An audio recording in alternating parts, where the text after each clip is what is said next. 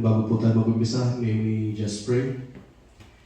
Yes, Lord, in the name of Jesus, kami nagpapasalamat muli sa oras na ito na kami makikinig sa iyong mga salita. Lord, dalangin lang po namin na tulungan mo kami na buksan ang mata ng aming mga puso, ang aming kaisipan, ang aming tainga, Panginoon. At dalangin namin, O Lord, na bigyan mo kami ng spiritual na pangunawa sa iyong mga salita. Nawa, hindi lang namin maunawaan, kundi may sa buhay namin. Lord, tulungan mo po ang bawat isa. Ikaw po manahan sa puso namin, Panginoon, at ituro mo sa amin ang naukol sa aming kailangan. Lord, we thank you, and as you use me, hide me behind the cross, and let your glory be seen. Thank you, Father, and this is our prayer in the name of Jesus. Amen.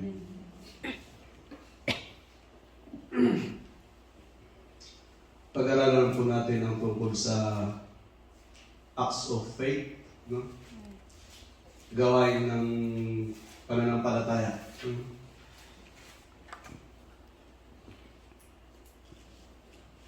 Sa John chapter 5 verse 8.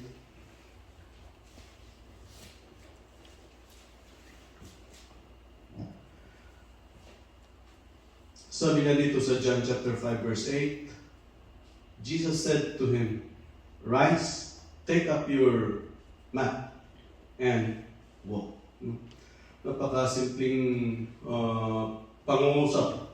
Pero ito'y nakapagbigay ng aralin tungkol sa ating pananampalataya. No? Dahil ang pananampalataya ay hindi po yan nasa sa katuparan kung walang paggawa. Amen?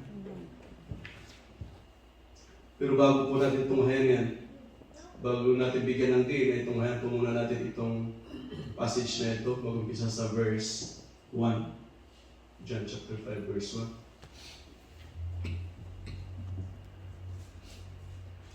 Basahin natin. Sabi na dito, sometime later, Jesus went up to Jerusalem for one of the Jewish festivals. Now, there is in Jerusalem, near the sheep gate, a pool, which in Aramaic is called Bethesda, and which is surrounded by 5 covered colonnades. Here, a great number of disabled people used to lie, the blind, the lame, and the paralyzed. One who was there had been laid in or had been invalid for 38 years. When Jesus saw him lying there and learned that he had been in this condition for a long time, he asked him, "Do you want to get well?"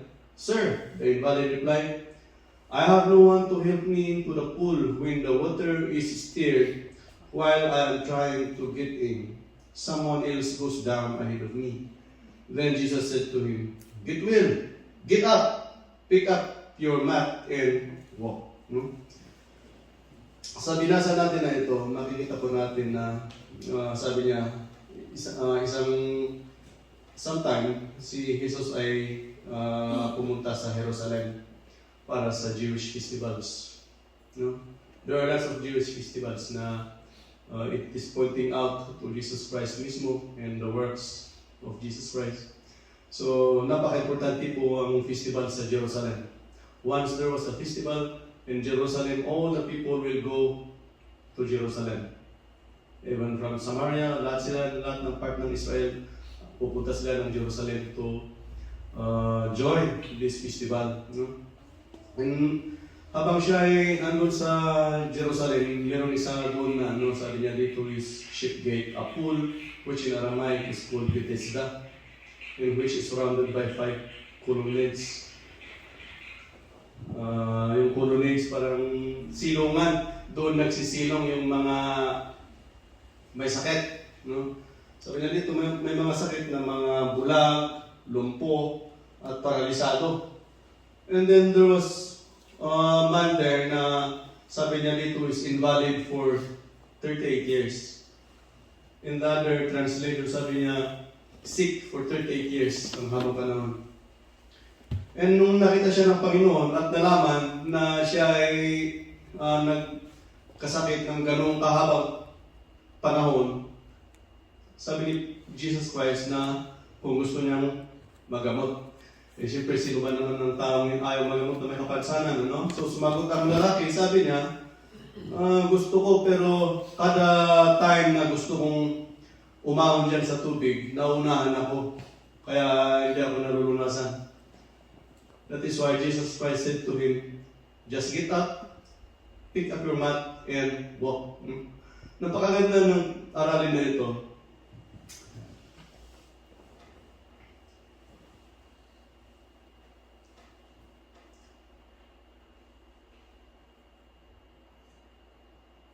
May makikita po tayo dito na yung pool.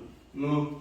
There was a pool there. Ibig sabihin, parang swimming pool siguro ito kung saan ang mga tao sa gilid-gilid ay nag-aantabay.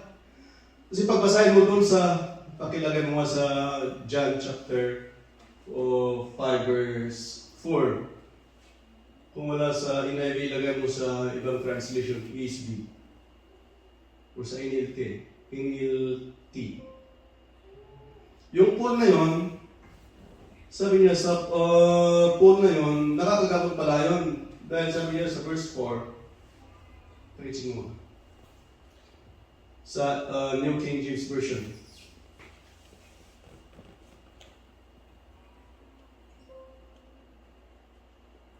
Ito yung verse 4. Sabi niya, for an angel went down at a certain season into the pool and troubled the water. Yung iba, steady, sabi niya. Kinakalaw-taw. No? Whosoever then first after the troubling of the water stepped and was made whole of whatsoever disease he had ay magagamot. Ibig sabihin, pag kinalaw-taw doon ng anghel yung tubig na yun, at pagkatapos nakalawkawin ng anghel at yung sinong may kapansanan na unang lumusong doon sa tubig, magagamot. That is why, itong may kapansanan na ito, invalid for 38 years, laging nauunahan. Kaya hindi siya nagagamot. For 38 years.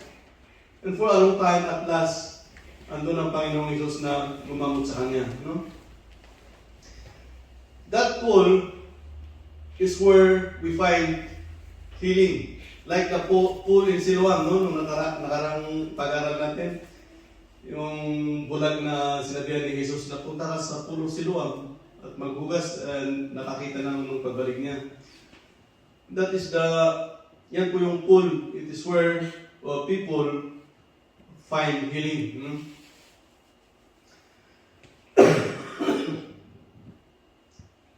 The pool, siyempre pool po yan, may tubig, no? And that water represents Jesus Christ who give us healing, salvation, cleansing in eternal life. No? At makikita natin dito, mayroong nakalagay na it is called Bethesda. In Aramaic, called Bethesda. Ibig po sabihin dito is house of mercy. Doon lang sa pool na yun, which it is called Bethesda, doon nakakapagpagaling. And we know that, sabi niya dito, it is a house of mercy. Parang sinisimbolo that it is in Jesus Christ where home we find mercy. No? And meron dito disabled people. May mga disabled people dito sa passage na ito. Sabi niya dito, there are the blind, the lame, and the paralyzed. No, so ibig sabihin dito is, bilang isang mananampalataya, it is spiritual illness. No? Alam niyo po yung isang mananampalataya na bulag, kahit saan mo gusto pupunta, di mo makita pupuntahan mo. Sa ating pananampalataya minsan, lagi tayo sa church, pero parang wala tayong patutunguhan. No? Ano pa? Lame, lumpo. Nakakagalaw, nakakakita, pero ang bagal yung kumilos o kaya ay hindi nakaka-abante, hindi nakaka-move forward. Dahil nga lumpo. Speaking of spiritual life, this is also spiritual illness. Wherein, ang isang Kristiyano, andun sa simbahan, pero hindi siya nakakapag-grow, nakaka-move forward. No? And the worst, itong sakit na to na paralyzed. Buhay na buhay, pero paralisado. Andun lang yun sa higaan niya. Kailangan buhatin. And speaking of spiritual life again, kung this is called spiritual paralysis. Mga nagsasabing Kristiyano, but you cannot see in their life their Christian life. Hindi natin makikita sa buhay nila ang isang tunay na Kristiyano. Ang tawag nila doon is Christian by name. Tawag lang sa kanya Kristiyano. Ito yung sinasabihan ng mga unbelievers na o yung laging kinukot ng mga unbelievers na buti pa ako, hindi ako nagsisimba pero ang bait-bait ko. Siya palaging palasimba pero ganun pa rin ang ugali. Spiritual paralysis. And then, ano natin dito is, this man is invalid for 38 years. Speaking of a long time. Mahabang panahon na paghihintay.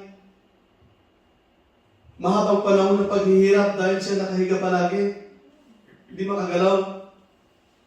Gusto man niyang gumaling pero laging naunahan. That is why it takes him for a long time. Invalid for 38 years. Alam niyo yung mga Israelita nung sila ay itinakas mula sa Ehipto papunta sa pinangako ng Diyos, the promised land. They stayed in the wilderness for a long time. Paikot-ikot sila doon sa wilderness. And why? Because they always murmur. Lagi silang nagre-reklamo kay Moses.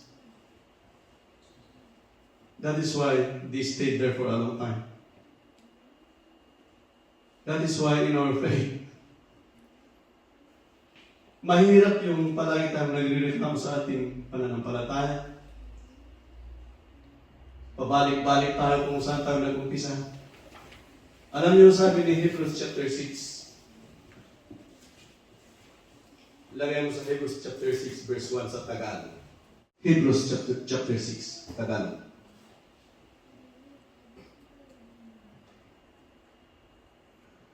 Ano sabi niya? Kaya tayo ay tumigil na ng pagsasalita ng mga unang simulain ng aral ni Kristo. At tayo'y magpatuloy. Meron bang ano dyan? Ang salita ng Diyos version sa Tagalog. Ayun. Pero sabi niya, at tayo'y magpatuloy sa kasakdalan na huwag nating ilagay na muli ang kinasasaligan ng pagsisisi sa mga patay na gawa at ng pananampalataya sa Diyos.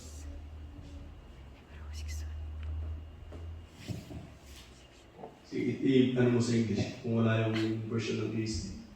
Oh, therefore, let us move beyond the elementary teachings about Christ and be taken forward to maturity, not laying again the foundation of repentance from acts that lead to death and of faith in God. Sabi niya, therefore, lumayo tayo mag-forward tayo sa pinanggalingan natin.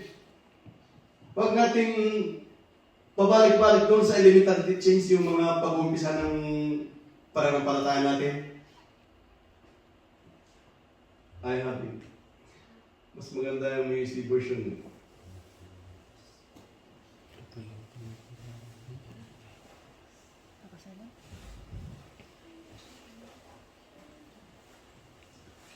Ito sabi niya sa Tagalog, kaya dapat na nating iwanan ang mga panimulang aralin tungkol kay Kristo at magpatuloy na sa mga malalim na aralin. Huwag na tayong magpabalik-balik pa sa mga aral tungkol sa pagsisisi at pagtalikod.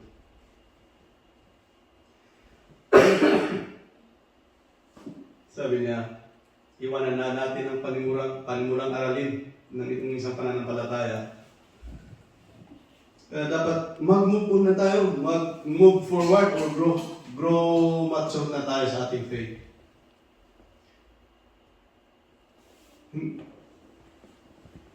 Yan po yung, kasi kung ganun palagi, it will take us long time to grow mature in our faith. And one thing more, 38 years of suffering. Itong lalaki, 38 years of suffering from illness, from disease.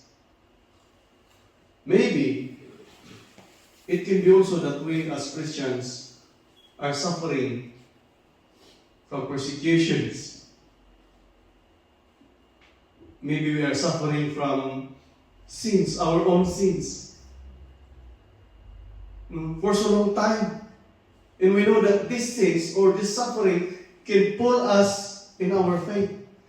Itong mga paghirap natin o mga kasalanan na ito, kaya nang hilahin tayo pababa sa ating pananampalataya. That is why, kung doon ka palagi nakatuon sa kapansanan o sa kasalanan, it is very hard for us. It will take us long to move forward. No, 38 years, a long time waiting. At after that, pakibalik po sa John chapter 5. At pagkatapos noon, may makikita pa rin tayo dito nung pag-aantay na for a long time, there comes Jesus Christ. At kung makikita natin itong conversation nila ng lalaki na ito with Jesus Christ, sabi niya in verse 6, when Jesus saw him lying there and learned that he had been in this condition for a long time, he asked him, "Do you want to be well?" No? Maraming mga may kapansanan doon nag-aantay para magamot sa pamamagitan ng paglusong doon sa tubig. Pero bakit yun lang yung nakita ni Jesus, no?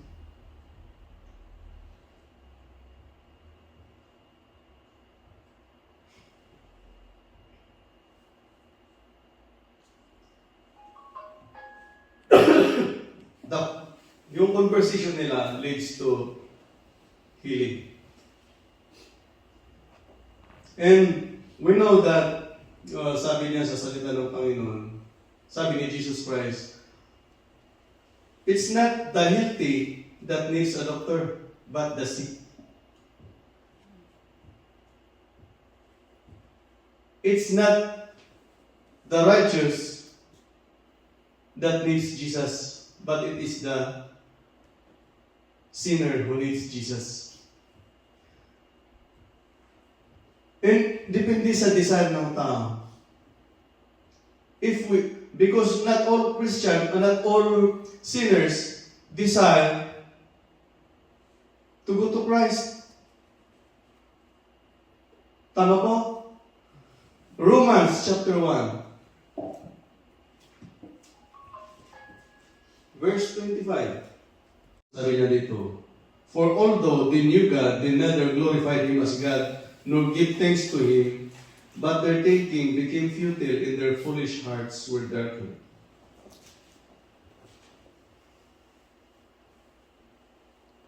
Speaking sa mga makasalanan na ayaw lumapit sa Panginoon, sabi niya, kahit alam nilang may Diyos, they neither glorified God or give thanks to God, but their thinking became futile and their foolish hearts were darkened. Verse 25. They exchanged the truth about God for a lie. Imbis na makasalanan at mag-decide na makamtan ang kalayaan through Jesus Christ, hindi. Kundi sabi niya, they exchanged the truth about God for a lie. Kasinungaling. Pinapalitan yung katotohanan ng Diyos sa kasinungalingan.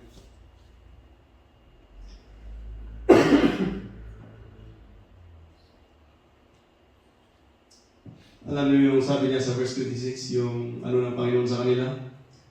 And because of this, dahil sa kagagawa ng mga makasalanan na yan, that they made the truth of God for a lie, sabi niya sa verse 26, because of this, God gave them over to shameful lust. Yung sa ibang translation, sabi niya, God gave them over to depraved mind. Parang hinayanan ng Diyos. Dahil sa katigasan ng kanilang mga puso, hinayanan ng Diyos na mabigyan sila ng kaisipan na hindi na makalapit sa Diyos. Gawain na hindi na makalapit sa Diyos. Sa 2 Thessalonians chapter 2.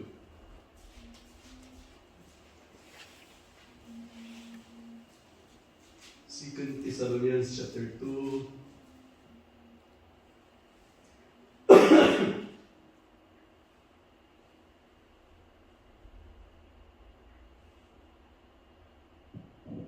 Verse 10.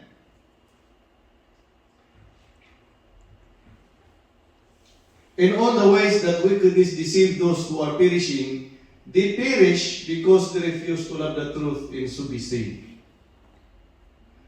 Ganun yung ibang mga makasalanan. Sabi niya, lahat ng mga gawain ng kasamaan ay nakakasira sa kanila at sila ay nasisira na mamatay dahil they refuse to love the truth and so be saved. Balikan natin yung senaryo. Lahat ng may mga kapansanan doon sa gilid ng pool na yun, isa lang yung nakita ni Jesus. Siguro nakita ni Jesus Christ yung puso. God looks at the heart. That is why, nakita niya itong lalaki na may kapansanan for a long time. At sinabihan niya, do you want to get well? At kung tutungayan natin, basahin natin itong sagot ng may kapansanan. Sabi niya, verse 7. Sir, the invalid replied sa verse 7, I have no one to help me to the pool when the water is stirred while I am trying to get in. Some else goes down ahead of me. Sabi niya, gusto ko na umahon, pero kada time, yung time sana na pag-ahon, naunahan ako. That is why it takes a long time. Alam niyo? Nakikipalisahan para makauna doon sa pool, but it takes a long time. Hindi, managi na unahan. Sometimes in our faith, we want to reach out for Jesus, pero naunahan tayo ng pride natin. Naunahan tayo ng mga kasalanan natin, kaya hindi tayo makalapit-lapit sa Diyos dahil nauna yung mga pride natin, mga kasalanan natin. Andun yun. Pupunta ka sana sa church, sabi ng ego mo, ay, makasalanan ka naman.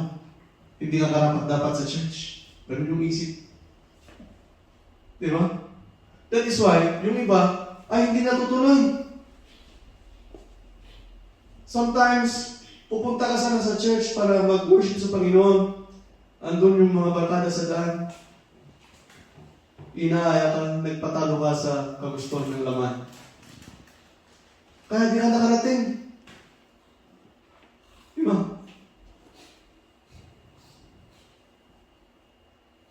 What more? Yung mga kasalanan mo na past sins, pinipilit kang hilahin. Ibinabalik-balik ng Diablo sa isipan natin yung mga nakaraang kasalanan natin, kaya hindi tayo nakakalapit sa Diyos. Amen? Amen. But in spite of that,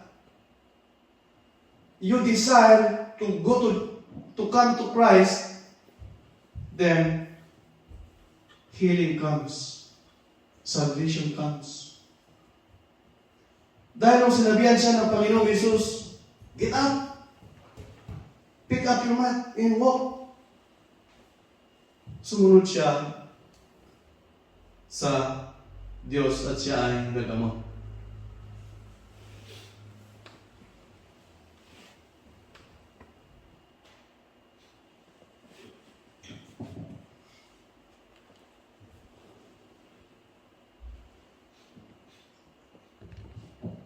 Get up, pick up your mat and walk is an action. A move to perform an act in obedience to a command. Ito po yung sinasabi ko na act of faith. Kailangan kang tumayo. Iwanan mo yung nakasasadlakan mo. At pick up your mat. Kunin mo yung mga bagay-bagay na yun na nag-burden sa'yo sa iyong paglapit sa Panginoon.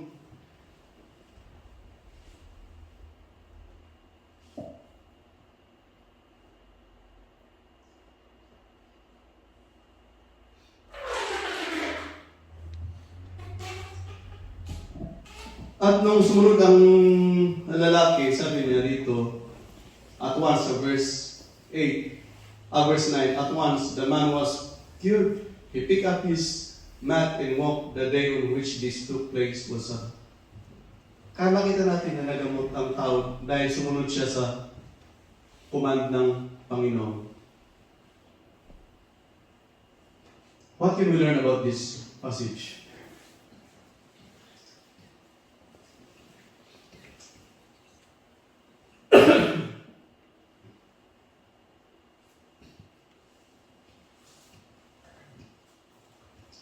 Dito sa passage na ito, matututunan natin that Jesus would like to be not in the crowd, hindi palagi sa crowded people siya, hindi sa crowded areas. But often, yung mga tao ang sumusunod sa kanya. He is often alone in the mountains, in the temple, and not in the market. Dahil sabi niya, sometime later, Jesus went up to the Jerusalem for one of the Jewish festivals. At siya pumunta doon, nakita niya doon sa pool yung mga may kapansanan. Jesus is close to the sick. Malapit siya sa mga may kapansanan. Malapit siya sa mga kasalanan. Katulad nga yung sabi niya sinabi ko kanina, sa Mark chapter 2 verse 17 na sa Matthew chapter 9 verse 13, sabi niya, it's not the healthy who needs a doctor.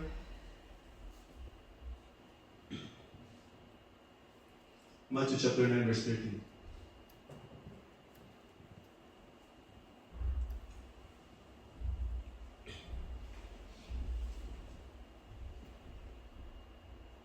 But go and learn what this means. I desire mercy, not sacrifice, for I have not come to call the righteous, but sinners.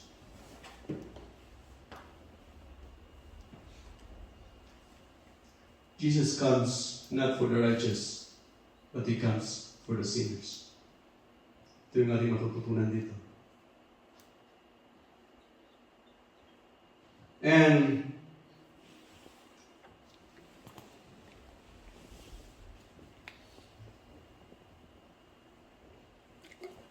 dito sa get up, pick up your mat and walk, yung get up,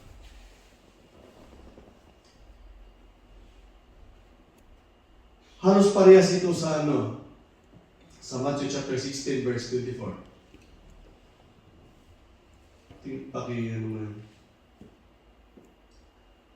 Then Jesus said to His disciples, whoever wants to be my disciple must deny themselves, take up their cross, and follow me. Tingnan mo ito, sabi niya, get up, pick up your mat, and walk.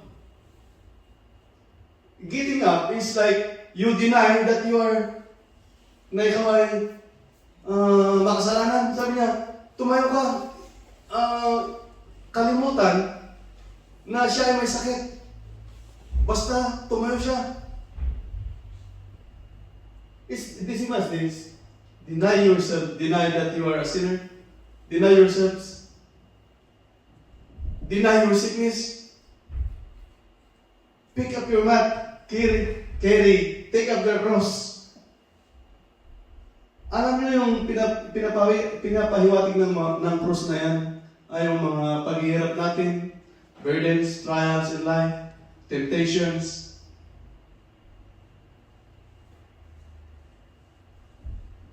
Buhatin mo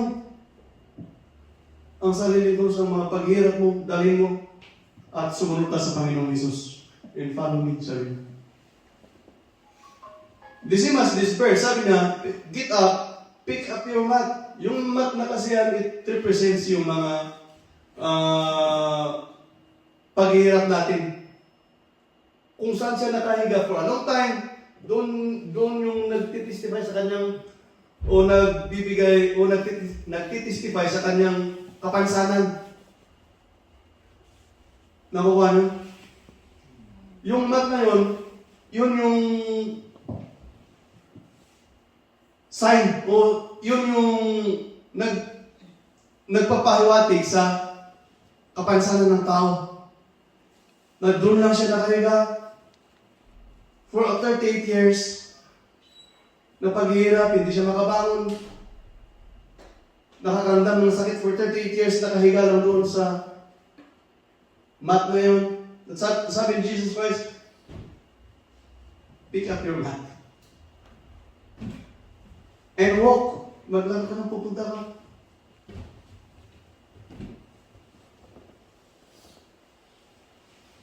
Walk and follow Jesus Christ. Deny yourself, pick up your cross, and follow Jesus.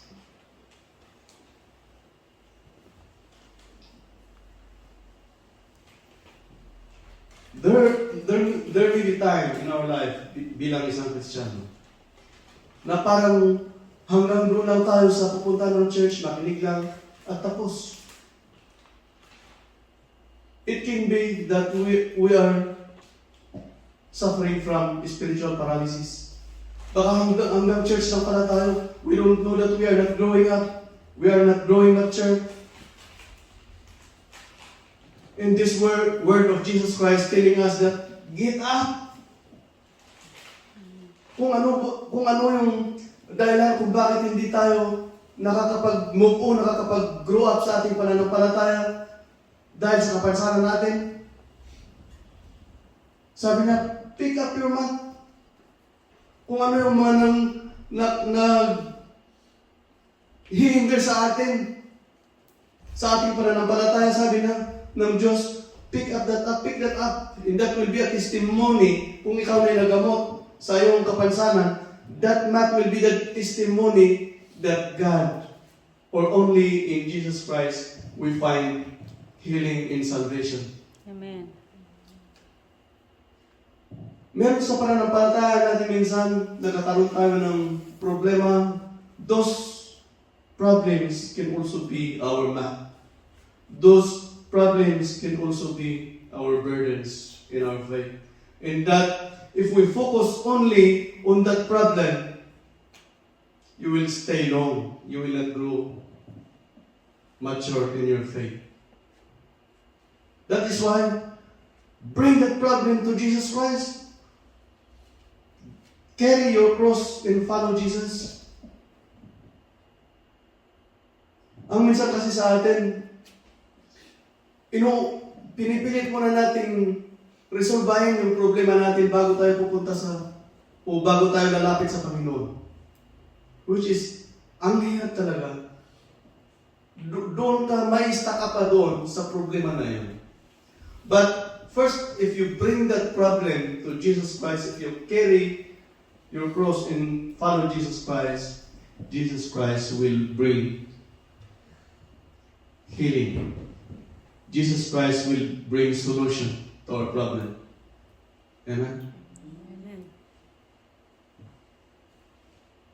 God knows your burdens. God knows your problems. Each of us has our burdens. Each of us has our problem. And that problem can pull us down in our faith.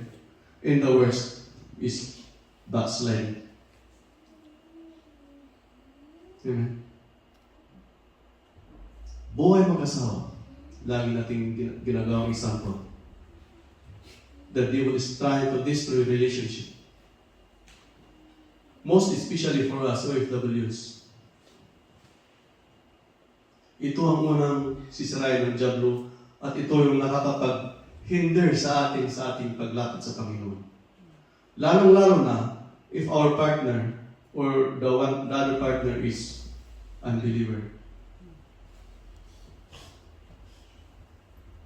Pero alam nyo, if you could only bring that problem to Jesus Christ, it's very simple. God will give solution. Amen. And if atong yan ay nabigyan ng solusyon ng Panginoon, it is a great testimony of the goodness of God. That only in Jesus Christ we find healing and salvation, solution for our problems.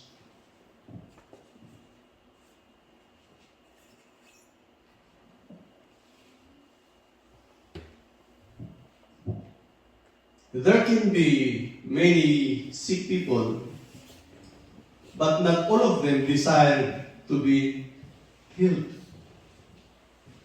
Speaking sa kapansanan, may mga tao na dahil may mga kapansanan na parang inilagay na sa isipan na hindi naman po ako gagaling na. Di ba? Ganun na lang. Hindi na lang pupunta sa doktor kasi ganun lang din naman mga isip na ganyan. Wala din naman mangyayari. O kaya, malala na itong sakit ko, wala din mapupunta niyan, gagastos lang sa ospital. Di ba? I-twist mo yan in a spiritual life. Maraming mga may kasalanan na masasabi na, total makasalanan naman ako eh. Ba't pa ako pupunta sa simbahan? Ba't pa ako lalapit sa Panginoon? No? Mga isipan ng ganyan.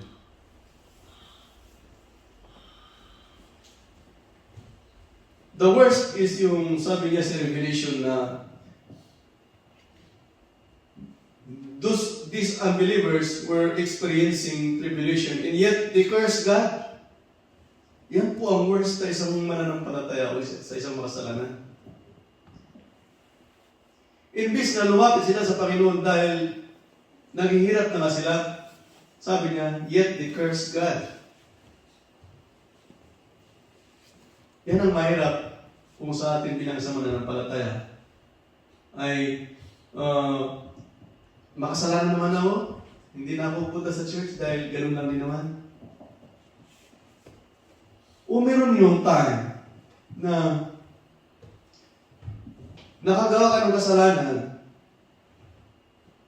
pero lumapit ka sa Panginoon at in the course of continuing, in the course of time, yung diablo, isaksak na yung kapanunutan tayo.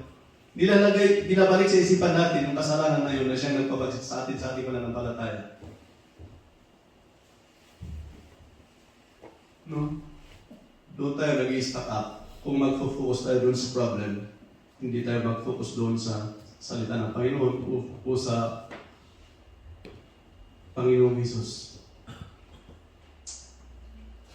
And that is why the only solution is come to Jesus. Desire to be healed. God knows our hearts. God knows our minds. Alam ng Diyos kung anong nasa puso natin ngayon. And God is faithful. Nag-aantay lang siya. At sinasabayan na tayo na get up. Kung ano man po ang mga kinasasadakan natin ngayon, sabi ng Panginoon sa atin, get up. Pick your mat and walk. Walk means maglakad ka, iwanan mo na yung mga bagay-bagay na yun na kinasasadakan mo sa iyong pananampalataya.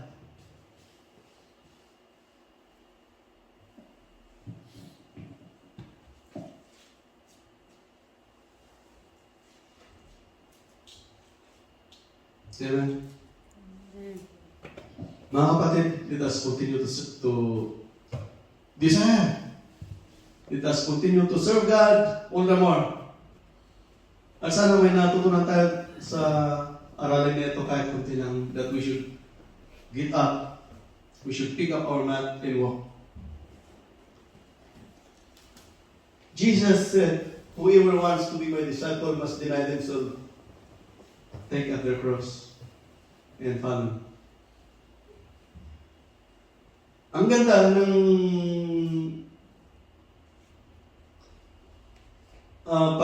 pag-anayan ng Panginoon.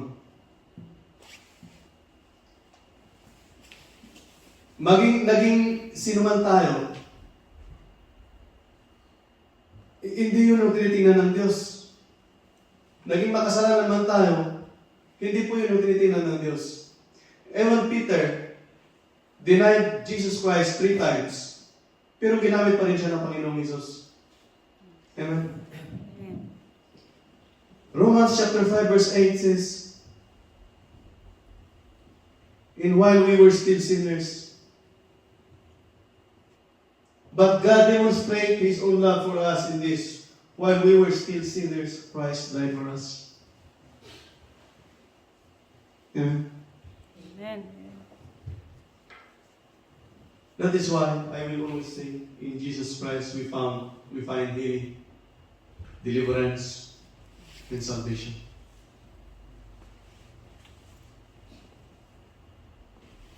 Let us get up. Let us get up. Bumangon tayo sa ating kinasasadlakan. Dalhin natin ang nakasadlakan natin, mga problema natin bilang testimony for the goodness of God, because we are healed in the name of Jesus. Amen? Amen. Hallelujah. Hebrews chapter 3.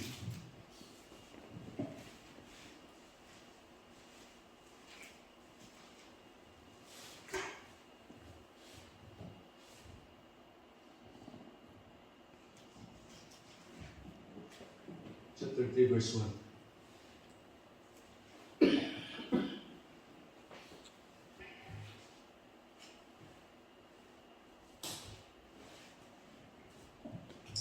Therefore, holy brothers and sisters, who share in the heavenly calling, fix your thoughts on Jesus, whom we acknowledge as our apostle and high priest. Kaya mga kapatid, brothers and sisters who share in the heavenly calling, mga tinawag ng Diyos, fix our thoughts on Jesus. No? Sana sa ating pagpapatuloy, lagi-lagi nakapokus tayo sa Panginoong Hesus. Dahil sa Kanya nanggagaling ang lahat natin. Ang ating kasalanan, ang ating kalakasan, ating kalakasan, ating kalusugan, most especially, ang ating buhay. Lalong-lalo sa ating OFWs. Every time we wake up, it's a testimony for the goodness of God. Dahil marami pong mga tao na nasabot, hindi na nagising. But for us, it testify the goodness of God. Amen? Amen. Magpatuloy lang tayo mga kapatid. Let us continue to serve God. Whatever may happen, ano pa man ang mangyari, magpatuloy tayo sa ating pagsisilbi sa Panginoon. Hallelujah. Amen? Amen. Let us pray. Yes, Lord, we thank you. Maraming salamat, O Lord, sa iyong kabutihan. Maraming salamat sa iyong salita, Panginoon, na siyang nagbigay muli ng kalakasan namin. Na aming natutunan, O Lord, that is only in you we can find healing, salvation, and deliverance. Lord, we pray that you will help us to take up our cross, deny ourselves in follow. Lord, we know that in this life, in this world, there are lots of problems, trials, and temptation. But we know, Lord, that you can give us a solution most to our problems. And we know, Lord, that you guarantee us life as we continue to serve you, Father. Lord, may you bless our brothers and sisters. Thank you, Lord, and this is our prayer in the name of Jesus. Amen.